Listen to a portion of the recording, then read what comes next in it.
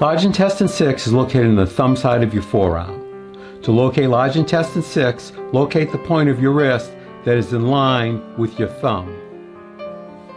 Here's the wrist, here's the thumb, right over here.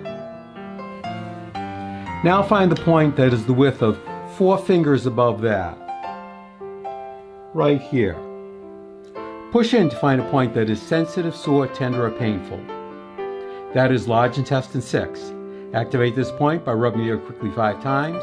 Take a break for a count of 5 and repeat 4 more times. It might look like this.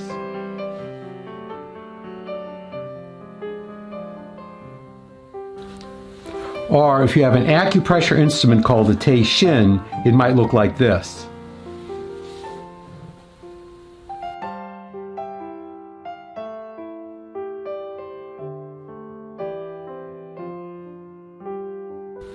And here's another view.